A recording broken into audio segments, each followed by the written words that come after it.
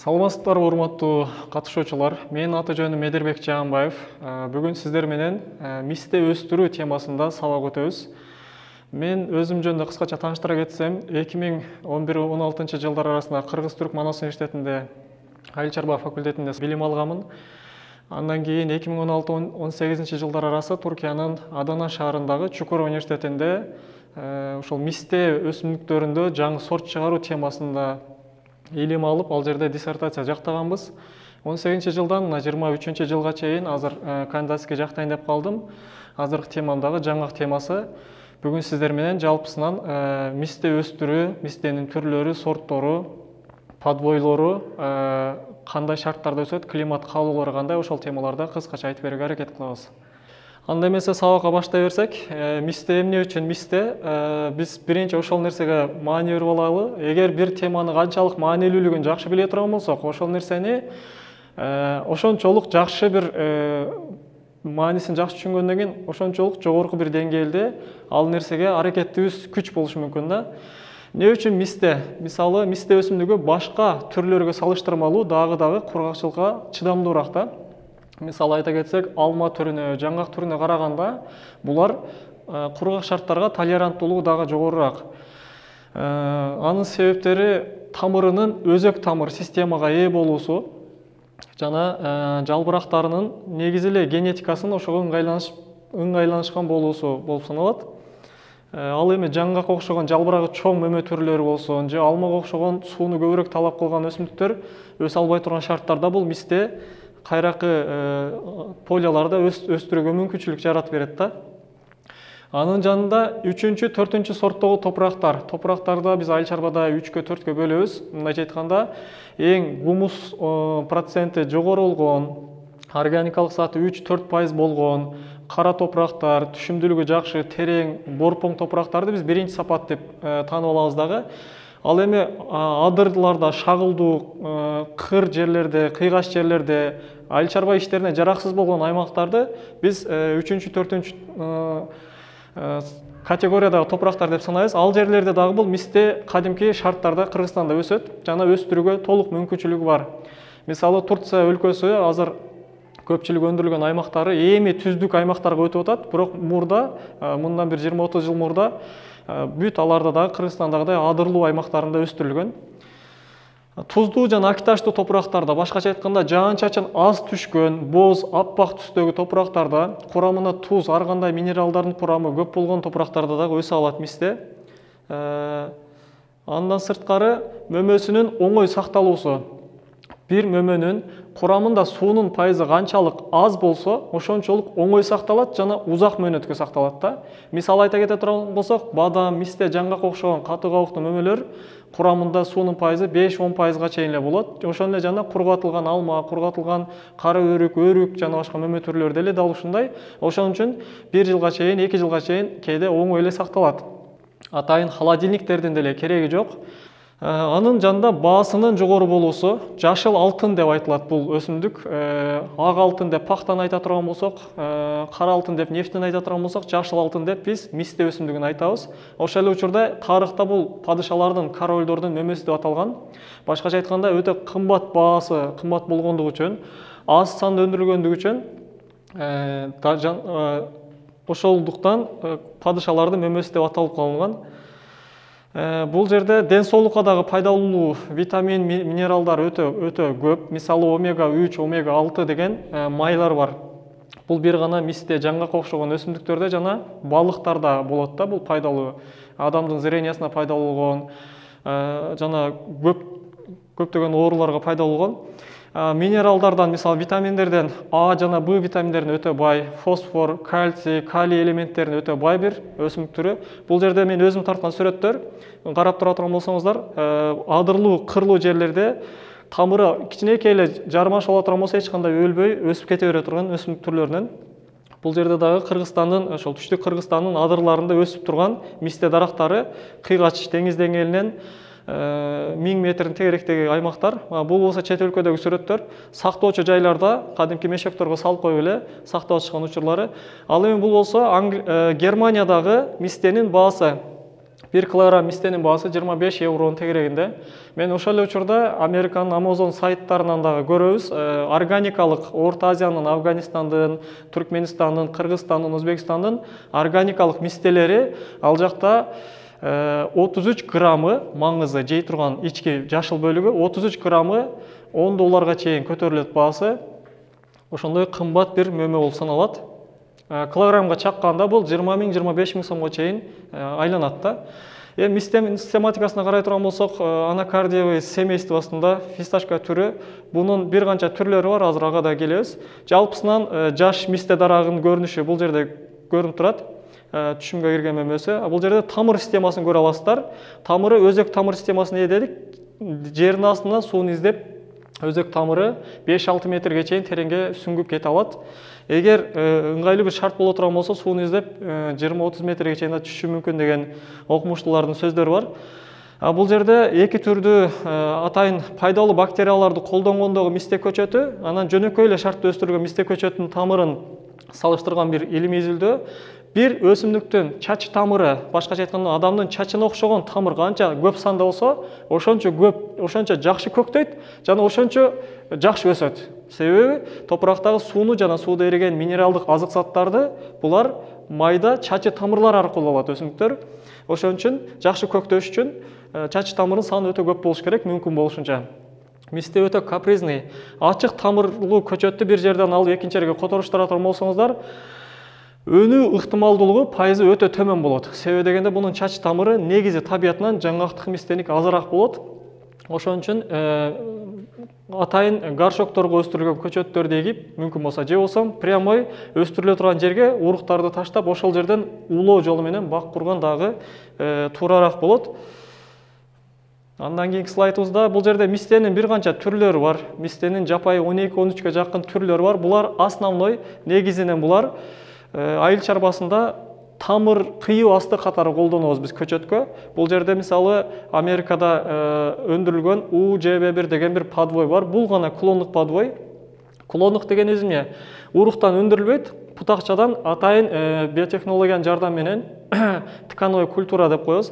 Лабораторияда өндүрүлө турган подвойлор, булар 100% окшош болот бири-бирине. Клон деген сөз окшош деген сөз. Баардыгы бири-бирине окшош болот жана тез жоонурат, тез жетилет. Улаганга 1 жылда, 2 жылда улаганга даяр болуп калат булар. Жөнөкөй уруктар 3–4 жылда даяр боло турган болсо, булар дагы 2 эсе тезирээк жетилет. Ал эми болбосо Pistacia atlantica, Pistacia terebinthus деген башка chinensis деген бир канча түрлөрү бар. Алардын уруктары да кичинекей, жалбырактары да кичинекей. Дарактары дагы кургакчылыкка дагы чыдамдуураак болот, бирок жапайы шарттарда өсөт. Буларды биз бир гана ал мисте өсүмдүктөрдүн тамырына колдоно алабыз. Мисте бак курууда. Андан башка максаты жок. Анан негизги максаты жок. Көчөттөрдүн терең эгүүдө. Бул жерде бир образдуу Калифорниядагы бир бакты көрүп атасыздар.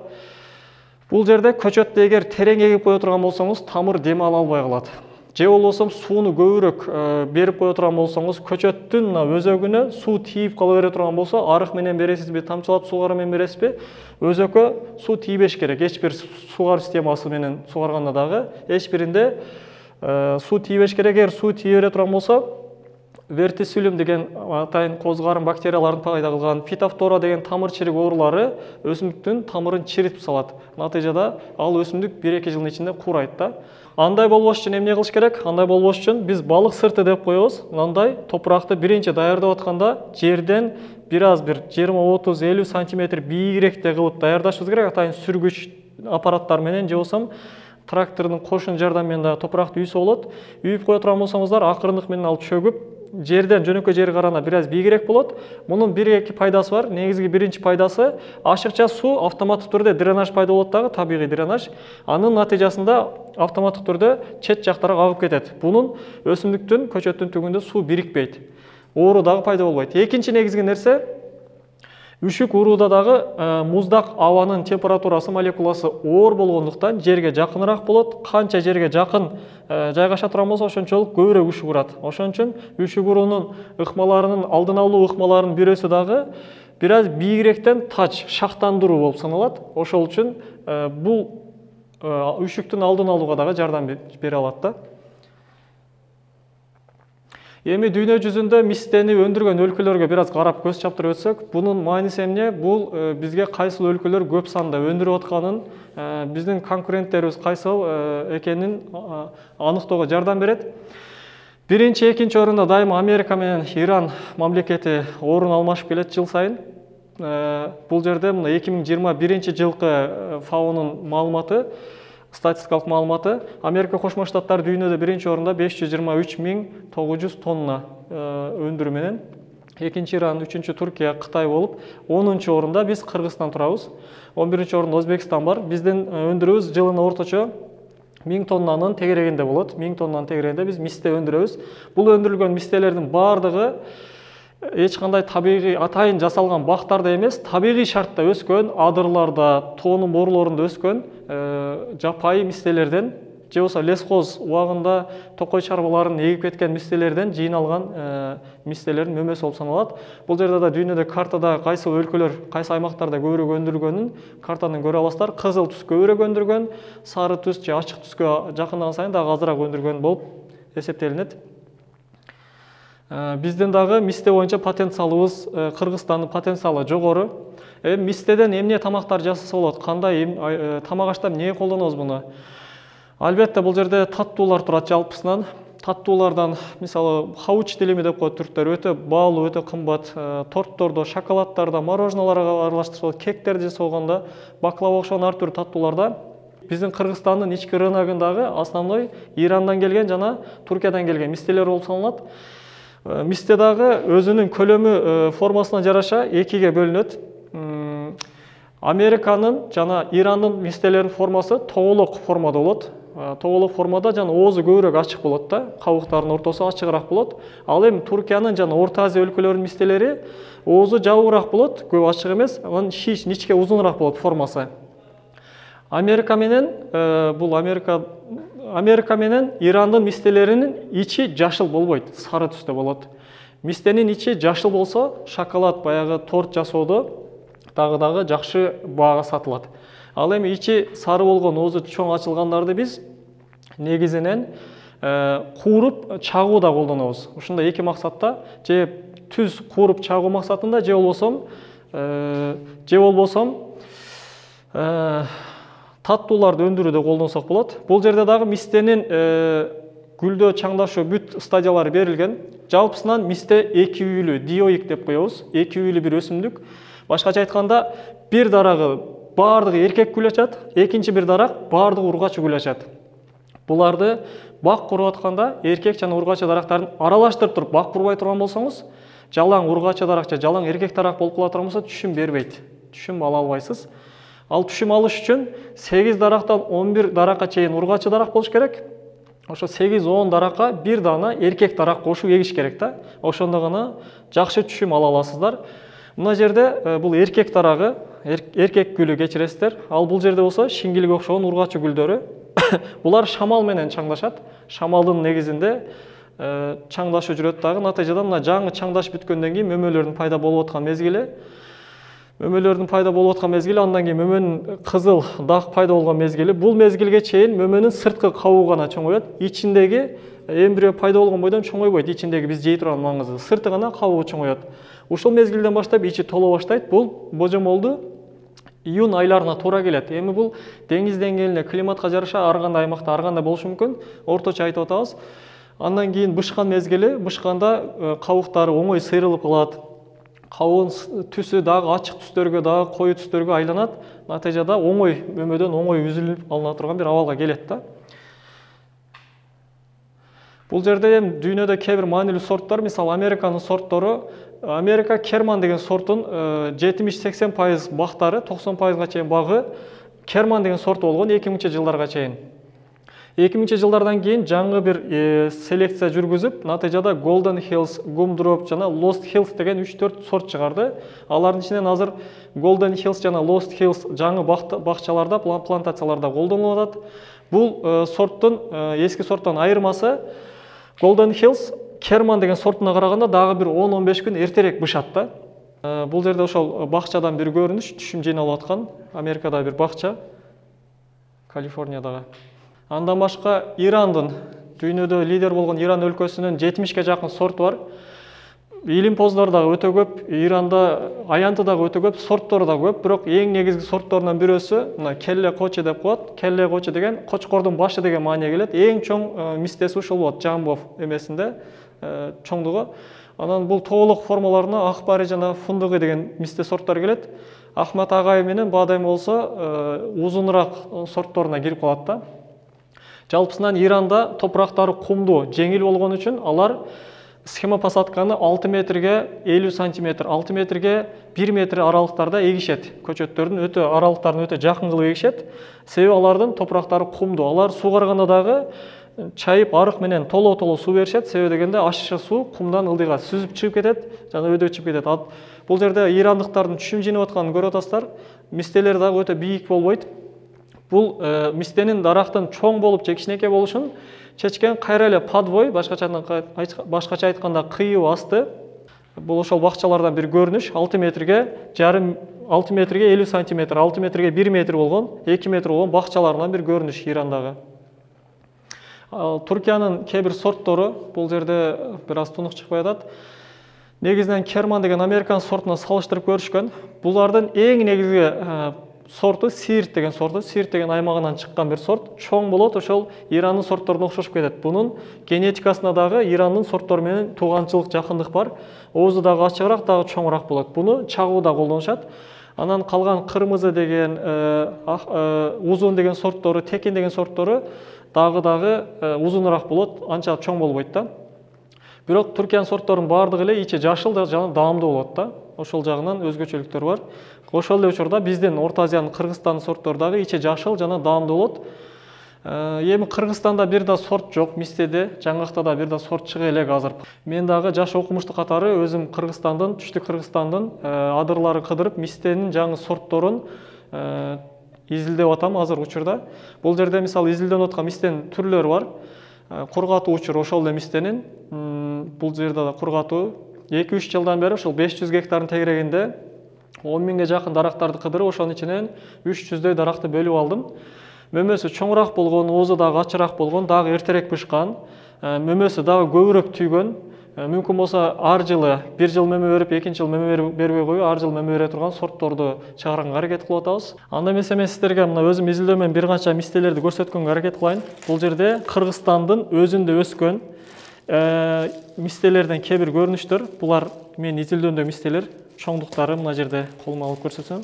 Ооз ачыктыгы дагы, чоңдуктары дагы Туркиянын мистелерине аябай жакын. Ошол эле учурда ичи дагы жашыл, түшүмдүүлүгү дагы өтө мол болгон, салмак жагынан дагы Туркиянын мистелерине жакын келген мистелер. Мисалы Туркиянын мистелери бир данасы 1 граммдан 1,5 граммга чейин чыкса, биздики деле 1 грамм чыккан мистелерибиз бар азыр. Бул мистелер Түштүк Кыргызстанда изилденип аткан мистелер, өзгөчө ошо Жалал Абад, Нокен райондорунда. Булар мисалы түстөрүнө жараша ар кандай этикеткаланган ар түрдүү дарактар. Бул өзүнчө бир дарак, бул өзүнчө бир дарак. Булар мүмкүн болушунча чоң жана оозу ачык болгон мистелер. Алардын ичинен кээ бирлери Ирандын мистесинин уругун эгип, андан чыккан мистелер, мына эки кызыл ошондой. Андан калгандары өзүбүздүн Кыргызстандын эле уругунан чыккан мистелер. Бирок булар чоң көрүнгөнү менен салмак жагынан мындан кичинекей. Бул салмагы дагы оорураак келет ичи. Негизги сырткы көрүнүш ошонун эле жанында салмагы дагы маанилүү. Себеби дегенде биз салмагы менен акча табабыз да. Ошон үчүн салмагы дагы өтө маанилүү. Ал эми бул жерде мистенин өмүрү жөнүндө бир аз сөз кылабыз. Мисте узак өмүр сүргөн түрлөрдөн бирөөсү. 600-700 жыл жашаган мистелер бар дүйнө жүзүндө. Туркиянын Газиантеп шаарында мисалы мына көзүңүздөр көрүп турган 660 жаштагы мисте дарагы 150-200 килограммга чейин азырга чейин түшүм берет экен. Бул мисте чоң мисте дарагы. Ушундай мистелер бар бир канча өлкөлөрдө. Кыргызстанда дагы мистелердин жаштары толук билбейбиз, бирок орточо 100-200 жаштын ортолорунда бар. Анан дүйнөдө мистенин ата мекени катары Орто Азия, Кыргызстан дагы кирет анын ичине. Ошол үчүн бизде мисте өтө жакшы өсөт. Мисте кандай климатты жактырат? Мисте жайында ысык болуш керек, кургак жана ысык. Кыш мезгилинде белгилүү температура суук болуш керек да. Кышкы уйкусу бар анын дагы. Кышкы уйкусун кандырыш үчүн суук болсо, бүчөлөрү эрте жазда жакшы ачып, жакшы гүлдөп, жакшы чаңдашат. Анан бул жерде болсо топурактын профилин көрүп турасыздар. Топурактын профили деген топурактын ичинде эмне бар деген сөз. биздин мистенин тамыры терең кеткендиги үчүн топурагыбыздын астында кандай нерсе бар, ошону билишибиз керек. Буну биз рентген менен түшүнсөк болот. Адамдын кайсы сөөгү сынганын сырттан эле рентген нуру менен билгендей эле, топурактын астында белгилүү катмардан кийин катуу катмар жайгашышы мүмкүн. Суу жерге жакын болуп калышы мүмкүн. Таш болуп калышы мүмкүн адырлуу жерлерде. Бул учурда сиз көчөт эгесиз. Бул бир эле мисте эмес, баардык мөмө жемиштер түрлөрү үчүн тиешелүү. Көчөт эгесиз, 1 жыл, 2 жыл өсөт. Өскөндөн ошо 60-70 сантиметрдеги таш жолу сууга тийгенде тамыры көчөттөрүңүз акырындык менен куурай баштайт. Анан ошончо кылган расходуңуз текке кетип калышы мүмкүн. Ошон үчүн мына жерди экскаватор менен же болсо атайын бир жерлерди каздырып көрүп, жердин астынын катмарын кандай экенин билсе болот. Ошол эле учурда тракторлор жүрө берип, жердин бир 50-60 сантиметринде катуу катмар пайда болуп коет. Мына кызыл түстүү болуп турган жер катуу болуп калганда трамбовка болупчу трактордун салмагына. Ошон үчүн бакча кураарда сөзсүз түрдө мындай терең 60 сантиметр, 70 сантиметрге чейин тереңдикти жыртып, сындырып кете турган техникалардын жардамы менен жерди сындыра турган болсоңуздар, өсүмдүктөр дагы тамырлары кенен жайылат, топурактан суу жана азык затты кенен алат, топурактагы пайдалуу бактериялар, микоризалар, козгарындар өсүмдүктүн өсүүсүнө дагы жакшы жардам бере алат. Натыйжада өсүмдүгүңүз тез арада жакшы өсөт, көбүрөөк түшүм бере алат да. Топуракты туура даярдоо өтө маанилүү бак кураарда. Себеби бул жерде биз бир бак кургандан кийин жок эле дегенде 30-50 жыл, а болбосо 100-200 жылга чейин бул дарактарыбыз турушу мүмкүн. Ал эми бул жерде кыйыштыруу, мистеде кыйыштыруу жөнүндө бир аз сөз кеп кыла турган болсок, основной мистени бүчүр жолу менен улашат. Бүчүр жолуна Т образдуу бүчүр жолу менен уласа болот. Бул ошо улоо учуру көчөттү уругунан өндүрүлөт дагы, уругунан өндүрүлгөн көчөт 3-4 жылда адамдын бармагындай калыңдыкка канча жылда келсе ошончо болгондо бул Т образдуу кылып уланат. Бул ошонун бир көрүнүшү. Ал эми бул жерде Азербайжанда, Иранда основной ушул ыкма менен уланат, шакекче формасында. Шакекче кылып эле баягы тытты улагына кылып, бүчүрү менен болгон бутакты сайып койгондо бул сварка болот дагы. Натыйжада мына жерде сиз улаган бутак өсүп чыгып, кандай эме уланса ошондой болуп мөмө берет. Мөмөсү чоң, түшүмдүүлүгү жакшы сорт уланса, жакшы мөмө берет да. Улаганда деле айтып атканыбыздай 8-10 ургача дарактын ортосуна бир дана эркек дарак кылып улаш керек. Андан кийин бул жерде дагы кээ бир көрүнүштөр, бул Туркиядан алынган сүрөттөр. Бул болсо Кыргызстандагы. Бул мисте көчөттүн подвойлор, башкача айтканда кыйы бастылары, уруктан өндүрүлгөн мистелер. Булар уланбаса ар түрдүү болуп калат. Бирөөсү эртерээк түшүмгө кириши мүмкүн 6-7 жылда, бирөөсү 8-10 жылда, бирөөсү 15 жылда түшүмгө кириши мүмкүн. Бирөөсү мөмөсү чоң, бирөөсү мөмөсү кичинекей болушу мүмкүн. Бирөөнүн мөмөсү оозу ачык, жакшы болушу мүмкүн, бирөөсү оозу жабык болуп калышы мүмкүн да. Мындай аралашты биз базарга алып барганда баасы 300 сом, 400 сом гана болот. Ал эми баардыгы оозу ачык, баардыгы чоң, баардыгы түшүмдүүлүгү жакшы, дарактарды эркек жана ургачысын бирдей темпте, мисалы 100 дарактан 90-ын ургачы, 10 данасын эркек кылып эге турган болсок, ал жерден биз жакшы түшүм ала алабыз да. Бул азыркы учурда мен Кыргызстанда өндүрүп аткан мисте көчөттөрү. Бул болсо ошо уланган, бул Кыргызстанда ошол Жалал Абад областында бир 6 гектар мисте багы, көчөттөрү 5 метрге 4 метр кылып эгилген экен тамчылатып сугаруу менен. Бул жерде дагы уланган көчөт, бул түз турган бутак уланган сорт, а бул болсо жапайы эмеси. Улагандан кийин ошол эле жылы бул бутагын кесип салышпайт. Ал жерде бир аз бул өпкө катары жалбырак таштап коет дагы. Бул жерден фотосинтезден чыккан углеводдор, пайдалуу заттар өсүмдүктүн өсүүсүнө жардам берет да. Кийинчерээк 1 жылдан кийин түгүнөн кесип алып салышат. Болду, только сорт өсөт. Бул жерде да ошол эле көрүнүш, мына уланган бөлүгү, бул болсо жапайы бөлүгү. Адамдын баш бармагындай калыңдыкка келгенде уланат мисте жалпысынан. Эми мисте бак курууга келе турган болсок, аралыктарын канча кылышыбыз керек? Аралыктары эгер кайракы жер боло турган болсо, суусу жок боло турган жер болсо, аралыгы 8 метрге 8 метр, 10 метрге 10 метр, 12ге 12 метр да болушу мүмкүн. Аралыгы алыс боло берет. Ал эми сулуу жер боло турган болсо, жакындай берет. 6 метрге 4, 6га 3 деген схема посадкалар бар. Бул жерде 1 гектар жерге канча дана көчөт кетет? Бир дарагыңыз канча метр квадрат жердиээлейт, ошол жөнүндө маалымат турат. Былтыры мен Турцияга барганда Незеп шаарынан 3,5-4 метрге 2 метр болгон мисте бактарын да көрдүм. Азыркы жаңы интенсивдүү мисте бактары суулуу жерлерде кадимки эле арык менен сугарышат экен. Ошол жерлерде аралыгы 4,5 3,5-4 метрге 2 метр болгон мисте бактары да бар. Алар эгер толук түшүмгө киргенде бири-бирине батпай кетип атса, 12-15 жылдан кийин араларын бирден-бирден суюлуп салышат. Натыйжада 6 метрге, 7 метрге, 4 метр болуп кала берет да. Бирок баштапкы 5-6 жыл дагы көбүрөөк түшүм алса болот да, жыш эгүүнүн натыйжасында. Эми бутоосуна келе турган болсок, уланган көчөттөрүбүз, мына мисалы 6 метрге 4 метр болуп эгилген бир бакчалардан бир көрүнүш Америкадагы. Буталганда модифилидер же модифилидер формасы берилет жалпысынан. Алыстан караганда кол чатырга окшоп, зонтикке окшоп көрүнүш керек да. Бул бутактар бары ийилет. Жерге тийген жактарынан дагы этек тал деп коет, ылдый жагыктагы бутактардан дагы түшүм алынат. Основной 30-40% жакын ушу ылдыйынан алынат. Үстүдөн дагы алынат. Күндүн жарыгы канча жакшы тийсе, буларда деле мөмө бере турган бүчүр ошончолук жакшы пайда болот. Фотосинтез ошончо жакшы пайда болот, жакшы өсөт, түшүмдүү болот да. Мистелерде бир жыл түшүм берип, бир жыл түшүм бербей турган периодичность бар. Бунун алдын алыштагы азыркы мөмө бүчүрлөрү пайда болот, бирок күз мезгилине келгенде кийинки жылы мөмө бере турган бүчүрлөр түшүп калат.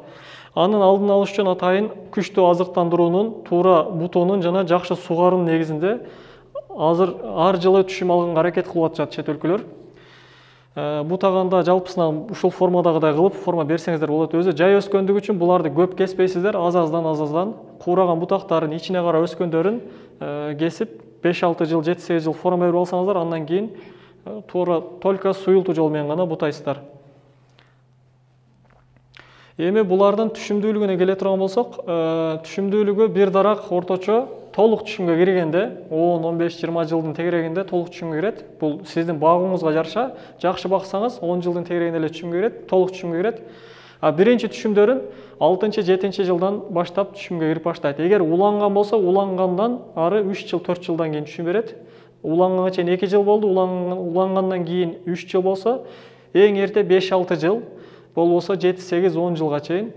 Ал эми кайракы жерге уругун гана таштап кое турган болсоңуз, ал качан чоңоюп, жетилип түшүм бергенге чейин 15-20 жылда өтүп кетиши мүмкүн. Бир дарак, чоң дарак 10-20 кг тегерегинде түшүм берет, кургатылган катуу кабыктуу формада. Мисалы 1 гектар жерге 400 дана дарак бата турган болсо, ар бир дарак 10 кг түшүм бере турган болсо, 4000 кг, башкача айтканда 4 тонна түшүм алсак болот экен да бир жылда. Бул 4000 кг 600 сомдон сата турган болсок, 2,4 миң сом акча бизге киреш болуп келе алат да. Балким 400 миң сом акча чыгашага, дарысына, өзүнүн азык-саат суугаруу системаларына кете турган болсо, калган 2 миллион тегерегинде 1,5-2 миллиону сизге таза киреш болушу мүмкүн да. Бул жерде Туркиядагы бир таныш фирмабыз, биздин досторубуз иштейт ал жакта, түрктөр.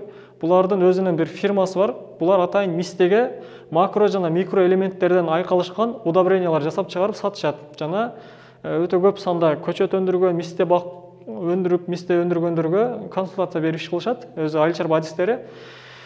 Булардын удобрениясын колдонгондо мисте бактарга, жалбырактарга чачуу жол менен колдонулат, же болбосо топурактарга суюк формада, суу формада төгүп азыктандырышат. Бул нерсени туура аткарганда өсүмдүк быйыл дагы мөмө берет, жана кийинки жылкы бутактарындагы кара көз деп койгон мөмө бере турган чоң-чоң кара бүчүрлөр дагы төгүлбөйт. Төгүлбөйт, ошондо мындайча айтканда ар жылы түшүм алса боло турган ыкма ушул болуп атат да. Туура азыктандыруу, суугаруу толук түрдө жана туура буто. Ушул нерсени аткара турган болсоңуз, түшүм 2 эсе 3 эсе артат. Жөнөкөйдө бир дарак 2-5 кг, 8 кг тегерегинде түшүм берсе, жакшы каралган дарактар 20-25 кг чейин түшүм бериши мүмкүн. Бул жерде дагы чет өлкөдөгү кээ бир мисте бактары, мына мистенин түшүмдүүлүгүн көрүп атасыздар, чоң мисте дарактарынын. Калифорнияларда мисалы техниканын жардамы менен гана түшүм жыйналат. Бизде Кыргызстанда колдун жардамы менен адырларга чейин адамдар чыгып, кол менен эле теришет, шиңгилге окшогон, жүзүмгө окшогон мистелерди. Бул дагы аэросъемка үстүнөн тартылган, ортодогу жашыл катмар ото чөптөрдү кыскартып турушат, нымдуулукту жоготпош үчүн. Ал болсо өсүмдүк өсүп турган аймак ото чөптөн таза, тамчылап сугаруу менен сугарылган. Араларында чоң-чоң дарактарды байкаган болсоңуздар, булар эркек дарактары. Ошол чаңдаштыруучу катары колдонулган 8-10 даракка бирөө, 8-10 даракка бирөө кылып, ар жерде чоң-чоң болуп турган дарактар, булар эркек дарактар болуп саналат. Аларды гүлүнөн билсе болот. Бул жерде дагы мисте өндүргөн өлкөлөрдүн кээ бир сүрөттөрү кабыктуу, кабыгы жок маңызы. Мисалы Кыргызстандын деле базарларын сурап калсаңыздар, маңыз 1 килограммы 2000 сом турат. Бул мистенин ичи ушунчалык кымбат. Тем более биздин Кыргызстандагы мистелер органикалык, эч кандай химиялык жол менен дарыланбайт, химиялык жол менен оточоп менен күрөшүлбөйт, эч кандай бир суу берилбейт, эч кандай буталбайт, табигый формада жыйналып алынат, ошону сатып алабыз да. Ошондуктан чет өлкөлүктөр биздин мистелерге өтө кызыктар. Жалпысынан айта кете турган болсок, мисте өтө рентабелдүү бир мөмө түрлөрүнүн ичине кирет. Кыргызстандын адырлары өтө көп, тоолуу бир аймакта жашайбыз, 90% тоодон турат. Бул тоо этектериндеги адырларыбыз бош эле жатат. Ошол сууларды эгер мүмкүнчүлүк болсо, тамчылатып сугары кылып адырларыбызга чыгара турган болсок, дагы мол түшүм ала алабыз. Эгер андай мүмкүнчүлүгүбүз жок болсо, кайрак шартта деле өстүрсөк боло берет. Болгону түшүм бир аз азыраак болот. 1 жыл түшүм берип, экинчи жыл мөмө бербей коюшу мүмкүн. 2 жылда, 3 жылда бир түшүм берип калышы мүмкүн. Түшүмдөр дагы бир аз азыраак болот, ооз ачылуу проценти дагы азыраак болот да. Ушундай бир ыкмалар бар. Ошон үчүн жакшы түшүм алыш үчүн суугаруу системасы сөзсүз болуш керек. Мүмкүн болсо түз жерлерге бак курушубуз керек. Биз дагы Америкага, Иранга окшоп, сөзсүз эле адырга бак куруш керек эмес.